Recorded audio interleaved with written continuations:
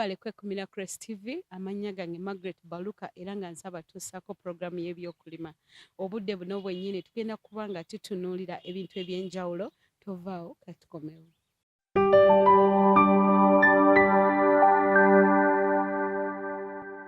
Tugenda tandika sizoni yaffe ey'okusimba naye okutandikira ddala eri omulimi ensigo okufuna ensigo ennungi kyamakulu nnyo kubanga kyokka kye kisobola okuwa amakungula amalungi.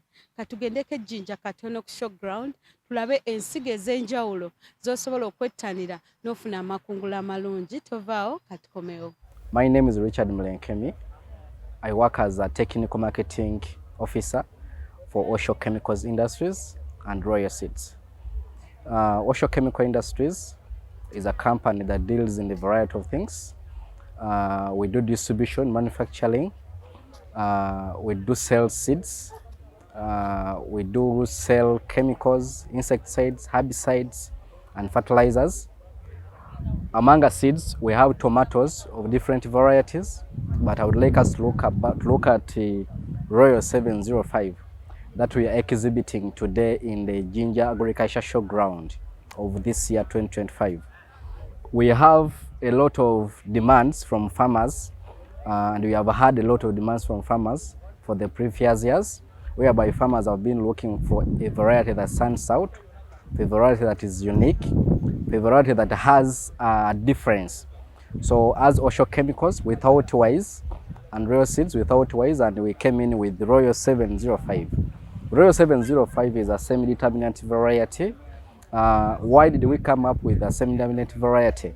Most of the farmers on Ugandan market are doing determinates, and we felt like there was need for a tomato that can last long when a farmer is harvesting. That's the first reason as why we came up with Royal 705. So when a farmer grows Royal 705, there is a possibility of this farmer harvesting it for a period of 2 to 3 months. In that, in case the farmer reaches harvesting or market when the prices are not fair, there is a possibility of him selling 2 weeks low price, 2 weeks high price, 2 weeks low price, 2 weeks high price, and this gives them a chance to stand in business and have plans for the next season, and as well as have returns on investments. Because at the end of the day, what we need is a farmer to get money whenever he grows tomatoes. Something that is unique on Royal 705, this variety is when a farmer harvests Royal 705, we consider 75 days from transplanting to maturity or to ripening. And when a farmer harvests Royal 705, they can simply keep it for almost 121 days. I've seen farmers keeping it for 30 days. So the shelf life is something that a farmer that is looking to grow Royal 705 should consider. They can keep it for so long, and this gives a room for them to transport it to different areas. In most cases, where we are growing from is not where we are selling. So this is something crucial when the farmer is looking for the seed. Another thing to look out for Royal 705, majorly the biggest percentage of farmers are crying of bacterial wilt. Bacterial wilt is a big challenge to most of farmers. So for us as Osho Chemicals and Royal Seeds, we come up with the Royal 705 that is highly tolerant to bacterial wilt. The rate of tolerance to bacterial wilt of Royal 705 is just amazing, in that when a farmer grows the seed, there are high possibility of them getting profits when they grow the seed. Someone would like to know how much will they cost them to get a seed? What are the packs that we have? Royal 705 is available from 2.5 grams, 5 grams, 10 gram, and 25 gram as of now. Each gram of Royal 705 is equivalent to 440 seeds. This makes it the cheapest seed when farmers are looking out for tomato varieties to grow in this area, because at the end of the day we need to cut costs. When someone is growing tomatoes, there are costs for fertilizers, there are costs for fungicides, costs for bactericides. So it makes sense when a farmer is going into business to reduce costs of production right from seeds purchase. When you look at Royal 705, its size is the size that is needed on Ugandan market. You know, in most cases, big things make us so inspired, but what the market needs dictates what we grow. And as Royal Seeds and Osho Chemicals, we respond to farmers' inquiry. When farmers inquire, when farmers ask, we come up with a response. So we came up with Royal 705. It is medium sized. From the first cluster to the last cluster, someone will grow Royal 705 and have averagely all fruits or being medium sized. They can get them to 120 grams, 150 grams, and if so much, they can exceed 150 grams to 175, depending on the feeding. What I would like to tell to farmers is tomato growing is a business. What makes it a business is for you as a farmer to understand when you are growing the tomatoes, the concepts of growing tomatoes. If you get a seed that is right, your game, you need to understand other concepts, understand how to feed, understand how to manage diseases, understand how to manage insects and all of that. And as Osho Chemicals, we are just proud and just ready to work with these farmers. We say that we provide quality at affordable prices and always ready to come up and bridge gaps that are variable in the market, that are variable to the farmers and solve challenges in general. I've been Richard Mlenkemi, working with Osho Chemical Industries, Royal Seeds. Our offices are found in Namamve, and we have branches all over Uganda, like Kimbale, we have Arua, we have Container Village, and as well in agro input shops. Wherever you go, you can find a seed, you can go get money. You can be a millionaire or a billionaire. Thank you. Here we have a tomato variety, hybrid variety called Susanna F1. It's also one of the greenhouse variety that we are currently selling as Osho Chemicals. As you can see, the fruits are quite huge. Normally you'd get between 150 and 160 grams of fruit. It's very fast maturing. That is some of the attributes that we have. Post-transplanting, within the first 60 to 65 days, you get your first clusters already starting to turn and being ready for harvest. The key characteristic of this tomato is that one, it is indeterminate. What that means is that you can harvest it for a prolonged period of time, up to 8 months post-transplanting, and you can continue harvesting. All you need to do is to make sure that your nutrition is on point. You're able to give it as much food as it requires. Normally for tomato plant, it has very deep roots. So when you're watering your crop, you also need to do deep watering, not just shallow watering. When you do shallow watering, the roots do not develop very well. So you do need to do once in a while deep watering, especially in the greenhouse, so that the crop is able to develop more roots and a better nutrition system. It is said that in a day, a tomato plant can consume as much as 1 to 1.5 liter of water. So that makes it a little bit easier for us when we are looking at the production of this crop. So Susanna F1 has got some of the advantages that are lacking in the market. One, it is tolerant to bacterial wilt. So you're able to grow it even in regions where initially you've been having problems of bacterial wilt, especially in the setup of the greenhouse. This is normally done for the specialty market, where specific requirement, especially in terms of size.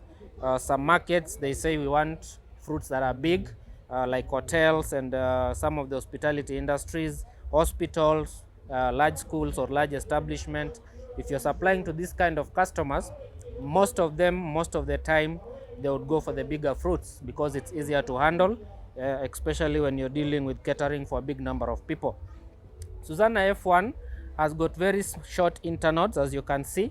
What that means is that you're able to get a lot of fruits within a square meter of production. So therefore, in a square meter, you're able to get higher yields. So that one makes it one of the biggest advantages that we have currently as far as the tomato variety is concerned. The other good thing about this tomato is the shelf life, which is very key for tomato farmers.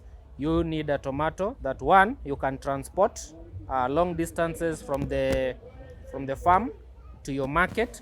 You should be able to transport it without any damages. Then of course, when the consumer buys the product, not everyone goes to the market every day. Some people want to harvest to buy the tomatoes once a week. So they should be able to buy a product that they are sure, once I buy on Saturday, the next time I'm going to the market is next Saturday. So Susana F1 has got very good shelf life. It can go up to 21 days stored under the normal conditions in the house. That's around 25 degrees Celsius.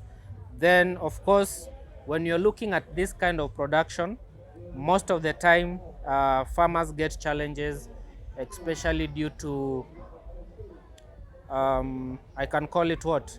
When the watering is not consistent.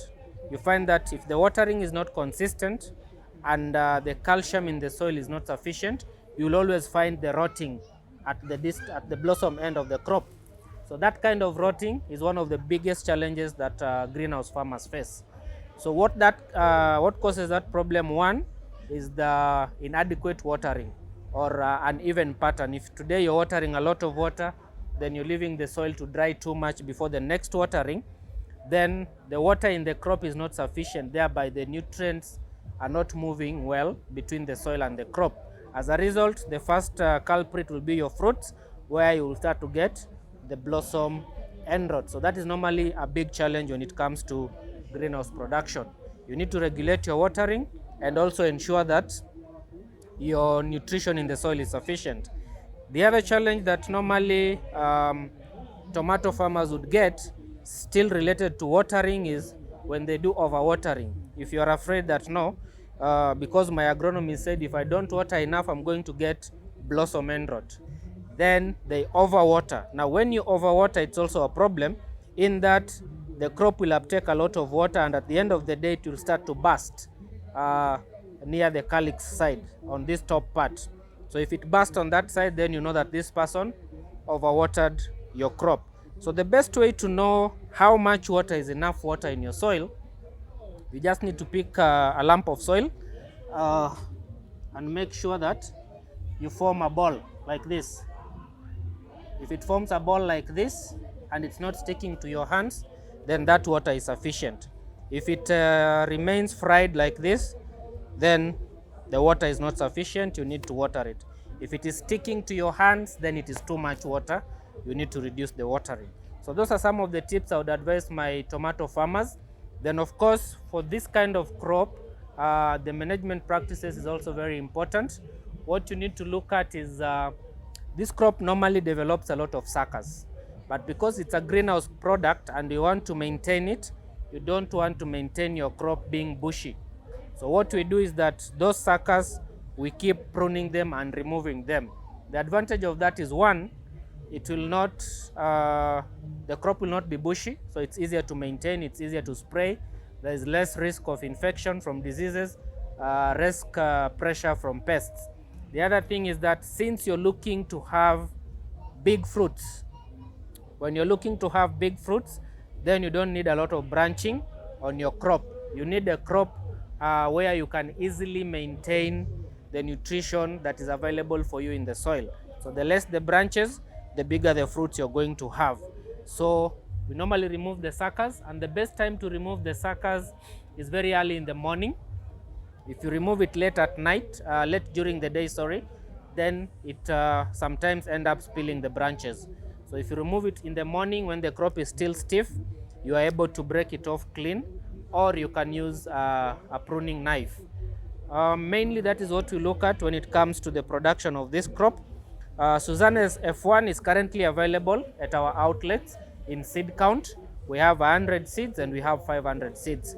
These are available either in Namamve, Mbale, our Kampala outlet in Container Village, in Arua, or at a stockist shop near you.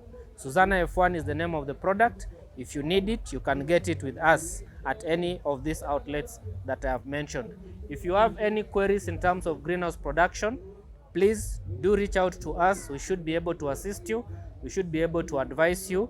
If you need any form of agronomic support, right from the soil, if you have an analysis done, you want it translated in a language you can understand, you want a recommendation on your soil analysis, we are more than ready to assist with this.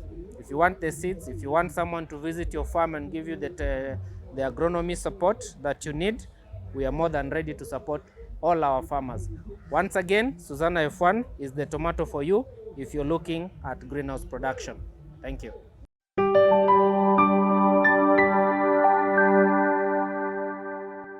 Mukuliko eyo kansubire mulina kye muyize era gwe omulimi ayagala okufuna amakungula amalungi kansubire ofunye ensigo entuufu sogenda okubeera ng'osimba sizoni eno. Omanyi ensigo entuufu ze zituwa amakungula amalungi ate ne ku nsigo zino olina okugoberera emitendera n'oteekako eddagala ettuufu n'oteekako fertilizer oba n'oteekako manure omutuufu okuba ng'akuwa amakungula amalungi. Kakati nga mumanyi weeri nkola yaffe ya RSTV, omulimu gwaffe kubatuusaako ebyo bye mwetaaga, omulimu gwaffe kubatuusaako ebyo bye muba nga temumanyi so that tuzimbe Uganda mu nsonga y'ebyokulima. Kakati leero nga we mumanyi enkola yaffe tubeerako ne bannaffe aba Minister of Agriculture okuba nga bakuyigiriza gwe ng'omulimi okubaako ebintu by'olina okugoberera oba ebintu by'obadde osuubira ng'ate amazima gennyini si be balina obbikuwa. Dr. Patience Rwamugisha era ng'ono ye Assistant Commissioner in charge of Agriculture Extensions. Tugenda kuba nga tunyumyamu naye tovaawo tukomawo. I'm Dr. Patience Rwamigisa, and I work as an Assistant Commissioner in charge of Agriculture Extension Coordination in the Department of Agriculture Extension and Skills Management at the Ministry of Agriculture, Animal Industry and Fisheries. The department was established in 2014 by a cabinet decision when we undertook a comprehensive agriculture extension reform that resulted in the transfer of the extension function from the National Agriculture Advisory Services back to the Ministry of Agriculture, Animal Industry and Fisheries. So we are going probably to celebrate 10 years next year. This year in August, yes, we shall be, policy-wise, we shall be 10 years in existence, because the decision was taken in 2014, and the department became effective in 2015. So that is that's briefly about the department. But agriculture extension, for you to appreciate, is in simple terms, is the transfer of knowledge, information, and technologies from knowledge bases such as research institutions, such as education institutions, and international organizations. To transfer from knowledge, information, and technologies up to the farmers for application in order to improve their farming practices, their yields, and eventually their incomes. So it is, in other words, agriculture extension is a bridging institution that creates linkages between various actors along agricultural value chains and helping farmers to improve their production and productivity, their incomes, as well as their incomes. So in short, if I may summarize, agriculture extension is an important socio-economic transformation tool. And we normally, in our own understanding, we normally call it the a secret weapon for socio-economic transformation, because it is the heart and soul of the agricultural sector. And without a functioning agriculture extension service, it is very difficult to cause an effective agricultural transformation. So that is what extension is about. and it has evolved over a long period of time, from colonial times up to date. Because during colonial times, it was largely a regulatory, they used regulatory means to enforce extension, because farmers were largely illiterate, and they were only being told what to do, but they do not understand why they were doing it. So it was bylaws were passed that you must plant crops this, but they don't understand why you are doing that. And in some instances, there was use of force. That's why Robusta coffee is called kiboko, because people are being caned to follow the instructions to plant coffee. So that's why they call it kiboko.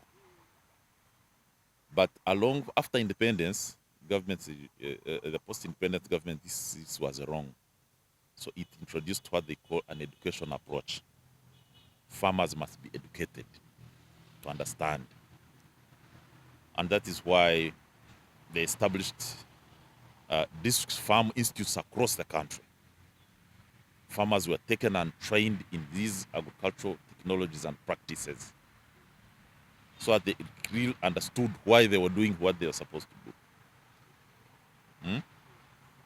So along the way, of course, in the 70s, the system broke down. Then the extension also again evolved into participatory. Now, by engaging farmers to participate even in decision making in extension processes. So it evolved, and then eventually the issues of demand-driven came in, where there was a thinking that farmers must demand for these services. Once they are educated, once they know what they're supposed to do, and they are getting they have commercialized, they must demand for these services. And that was the basic concept why the NADS program was established, because it was demand driven. And from there, it was also realized that, largely extension is a public good. But along the way, as we liberalized, it became important that as other actors must take a role in delivery of extension services. The private sector, the NGOs, all these non-state actors. So we had now to evolve to what we are calling a pluralistic system of service delivery. So the reform of 2014 came with it that in addition to what the public sector must lead in the delivery of these services, but it permits other actors to take a role in the delivery of service. So that's why now all actors, the private sector, the NGOs, are also participating in the delivery of extension services. So that's how it has the system has evolved. But now the critical importance is really about how farmers receive information, knowledge, and education. And the extension service, as I indicated you, is a bridging institution. So what we are currently doing as our department is facilitating skills management or development. In other words, because our department is responsible for all extension agents across the country, those who are delivering services to the farmers. So we must understand their skill sets, undertake regular capacity building programs to ensure that they're up to date, because technologies are constantly changing. And therefore, these extension agents who are always in touch with farmers must constantly be updated with knowledge, information, and technologies that are evolving. And because, and you know, agriculture is a wide discipline. We have the crop, we have the livestock, we have the fisheries. So all these have specialized technical people who must support the farmers. So our job as a directorate of as a department of agriculture extension is to ensure that these caliber of staff from grassroots must be equipped with knowledge, information, and technologies, and constantly updated with what is coming out of research institutions, education institutions, and the global institutions. So they must be kept up to date. The other is we must ensure that the service is well coordinated.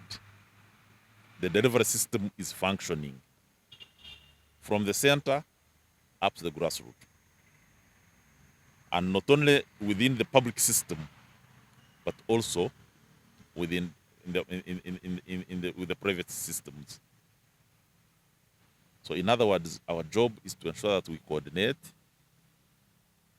and ensure that the delivery system is functioning, the knowledge is generated that is transmitted,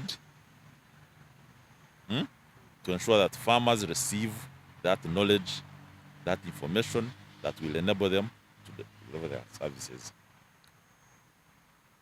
We are supposed to provide, as extension,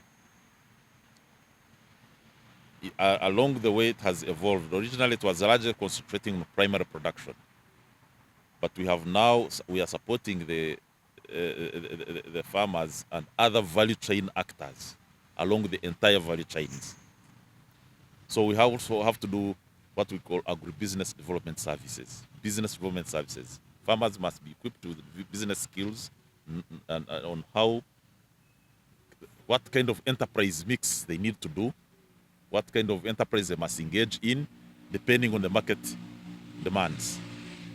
So the extension service has evolved. That is becoming more crucial and very important to ensure that it is supporting all the other value chain actors, including the traders, along the way. Traders must be supported. For example, if you're going to transport animals, must know how you handle these animals.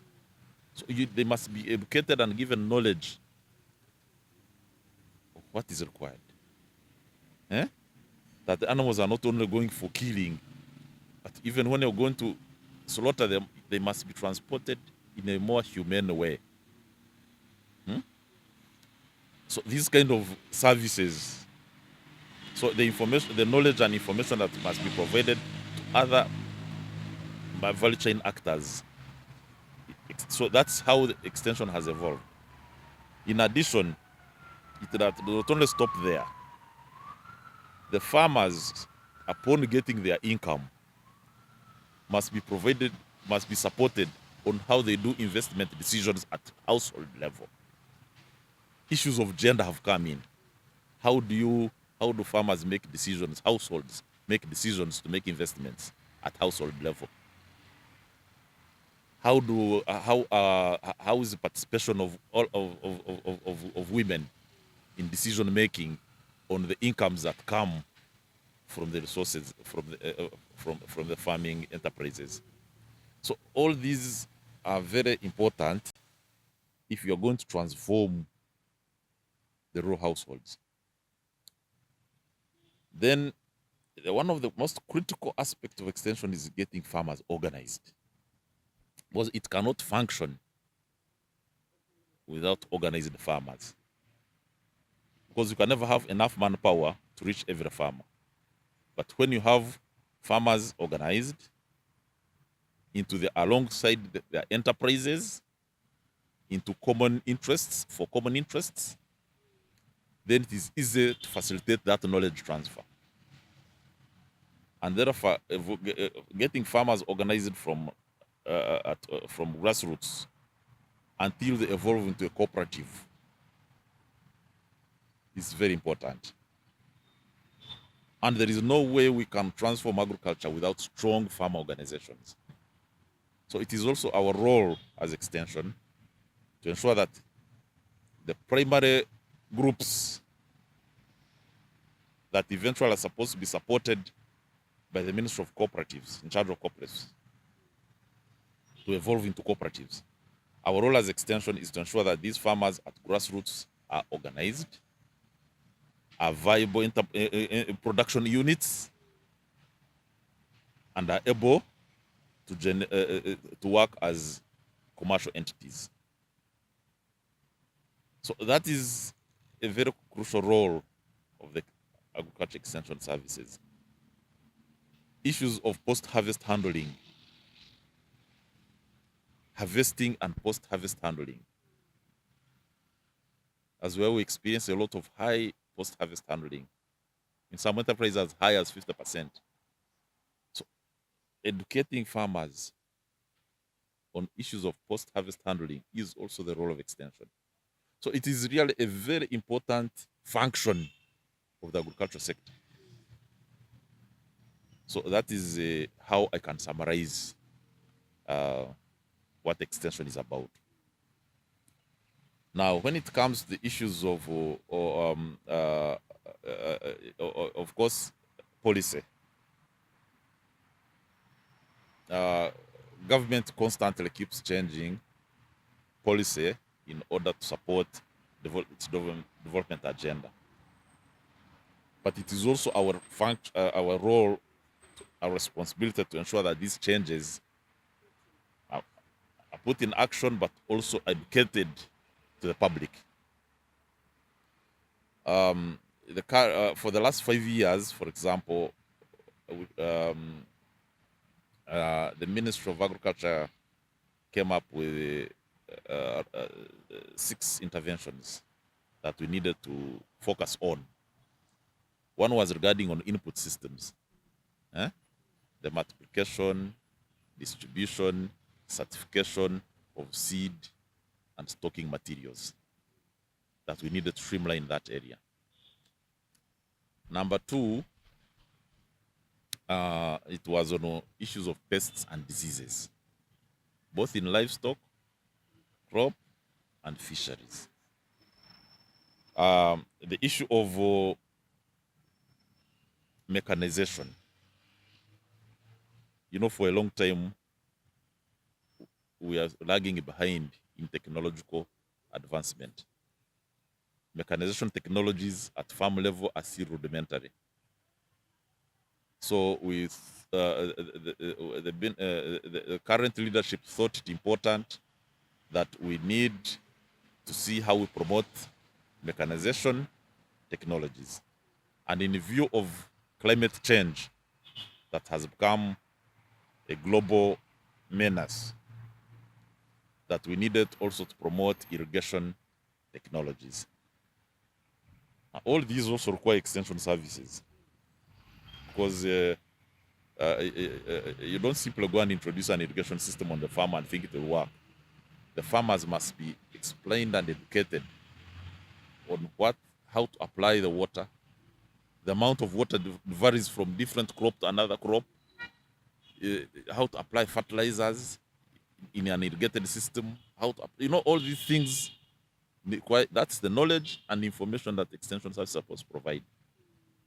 So issues of mechanization technologies, you don't simply get a tractor and give it and think it will do the job. The farmers must be taught how to plow, when to plow. You get it? So all this requires knowledge and information that is, even you must collect statistics on this information, on what these tractors are doing, how much. So there is a lot that extension has to do in order to make these things function. So mechanization and irrigation was identified as critical for if we are going to do our transformation agenda. And then also the farmer education, which rotates really around extension services. And there was also the fifth one was on supporting large-scale farmers. The idea was, for a long time, the Ministry of Agriculture and its mission has been transformation of subsistence farmers to commercial farmers. So the focus has largely focused on how do you deal with subsistence farmers and less on the commercial farmers. So an idea was generated, and during the during this last term of this regime, in other words, the last 5 years, that we must also focus and see how do we support large-scale farmers to make a contribution in our transformation agenda. So in other words, what kind of investments do we need to, as public investments, do we need to help large-scale farmers and support small-scale farmers, provide services through large-scale farmers, create outgrowers for the large-scale farmers. So large-scale farmers also become off-takers of the products, and they become a market for the smallholders. So that's what we have also been supporting, to see how the large-scale farmers can be used as nuclear farmers to support the smallholders in this transformation agenda. And of course, we have also had the issue of the sixth one was on special interventions for the fisheries subsector. In other words, what was observed, or while many interventions have been taking place, most programs, the fisheries subsector had been neglected. And therefore, there was need also to address the concerns of the fisheries subsector. So those are basically the 6 focus areas for the last 5 years that the ministry has been focusing on. One of the critical functions of agriculture extension, one of the central functions, is what they call knowledge management. In other words, our Department of Extension Services liaises with research institutions, with educational institutions, to generate knowledge, information, and technologies that have been generated in these, and package them in a simplified information that can be used at farm level for application. In other words, translating science into practice. So the Extension Service packages this knowledge and information, which our extension agents use to train the farmers to adopt these improved practices. And the procedures and whatever are well laid out on how to process that knowledge extension materials. And there is a lot of participation by the different knowledge actors in the development of these materials. So if you go to the field agents, you'll find they have manuals on coffee, manuals on beans, manuals on fish, manuals on poultry. All those materials that you see in the field have been generated by the Extension Service. So that knowledge management is so central, a central function of the Extension Service. The large-scale farmers enjoy economies of scale. The smallholder farmers are largely in subsistence mode. The idea was, how do we, because when you look at the microeconomic conditions of a smallholder farmer, in terms of access to inputs, in terms of access technologies, and there are too many that we cannot all of us reach. So the idea was, how do we help partner with large-scale farmers. Because for them, they have access to technology, they have access to credit, they have access to services. How do you partner with them to support the smallholders? They become a nucleus. And therefore, what kind of public sector investments are needed on their farms to be able to support the smallholders? That was the whole idea. So that if smallholders need inputs, the large-scale farmers are able to identify good input suppliers. They can provide these smallholders with inputs, even on credit. Extension services, the large-scale farmers employ extension officers who can help, because they enter into a business partnership. They can go even in what they call contract farming, so that the smallholders are producing, so that the large-scale farmer becomes the off-taker of this. Yes. So that is the idea. When we're thinking about partnering with large-scale farmers, was also to see how they can support smallholders. In addition to them also producing at scale for purposes of both food security for the country, but also for facilitating exports.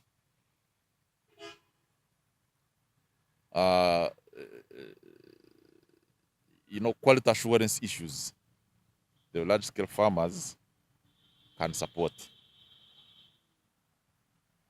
to ensure that the quality of products that are being produced by the smallholders meet the standards that are required for the market. So basically, that is the model we thought under the partnership for large-scale farmers.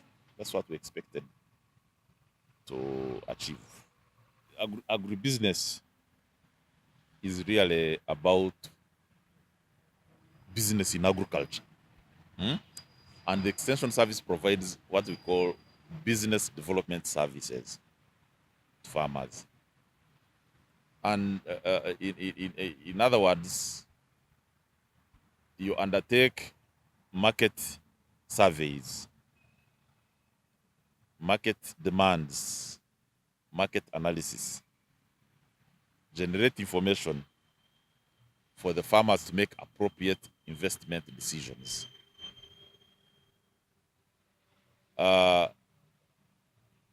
We have mapped out all these agribusiness companies in the country and what they are doing. The processing agro-processors in the country and what they are doing. If you're able to aggregate their demand, then you're able to advise farmers on what kind of enterprises they must engage in order to get income for their families.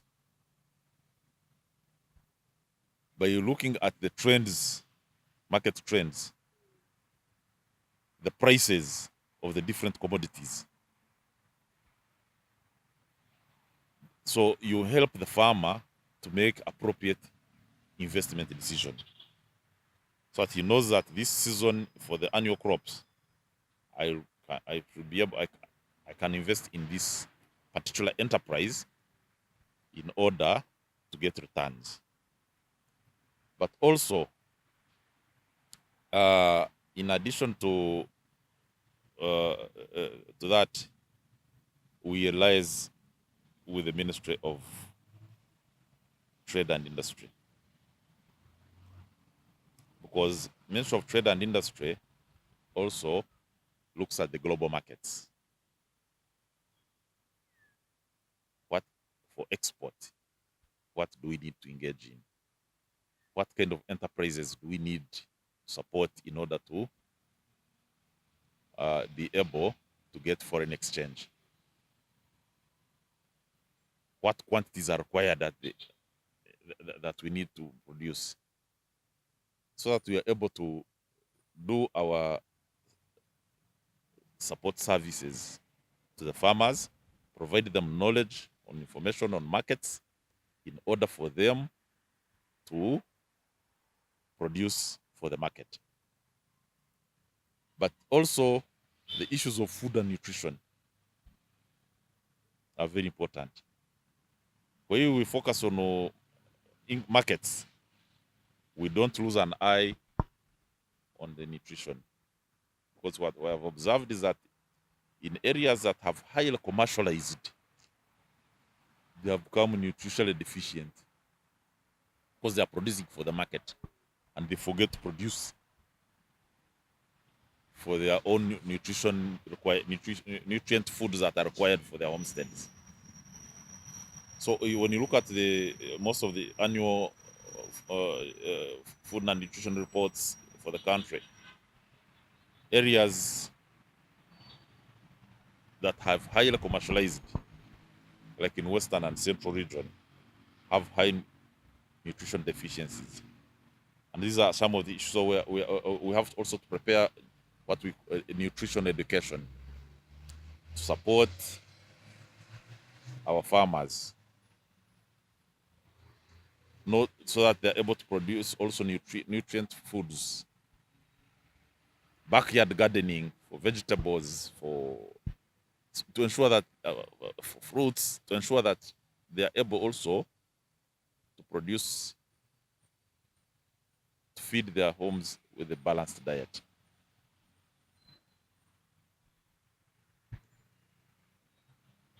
So so that is, from that analysis, you'll appreciate that the function of extension is so crucial for the socio-economic transformation of the households, and also for the economic transformation of the farmer, of the country.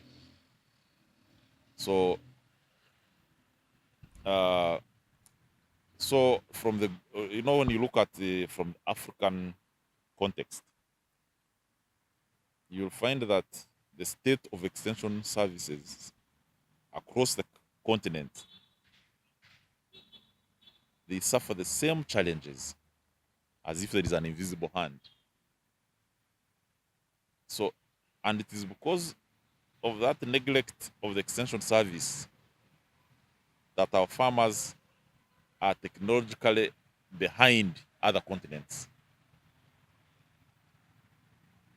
So we have, in other words, moved away as a continent from being net exporters of food to net importers of food. It is regrettable that, and the continent holds 60% of the remaining arable land globally, but we are importing food worth $43 billion. So that is money that would have been saved to support the continent. So you can imagine to import food of $43 billion as a continent. So yet we have the soils, we have the land, we have the climate that can be able to overcome this deficit.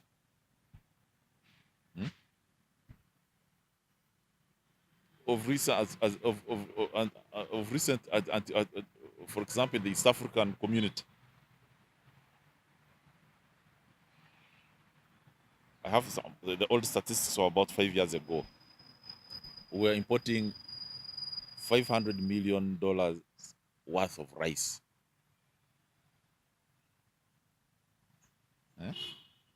That you can imagine this East African community.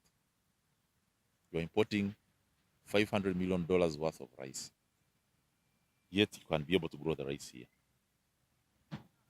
So what kind of, those are kind of strategic investments that we need to do to ensure that you reduce on imports of food and save that hard currency that we require to invest in other social services. So when you look at it, is that throughout the continent, there was, when they did the what they call the structural adjustment programs in the 1980s and 1990s, the extension institutions were the most affected.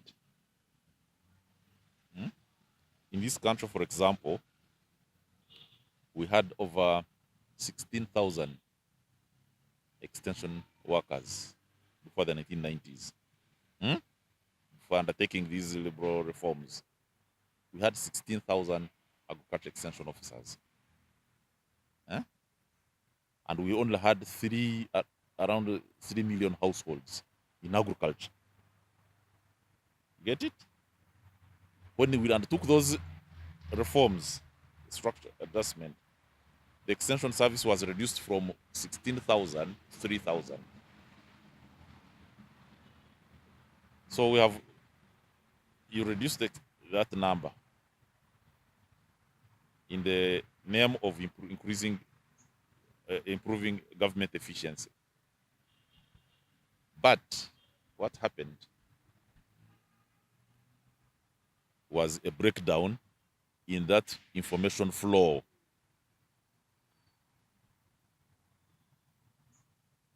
Knowledge remained in the research centers, not flowing out. So farmers remained technologically behind. And it has affected the entire continent. Now that leap, when you look at the Green Revolution in Asia, they had to make sure that these things had to be got rid of. They structured their systems, created very strong farm organizations, created a very strong extension service in order to, and invested in input systems in order to cause the Green Revolution in Asia. So that is why you see, as in Africa,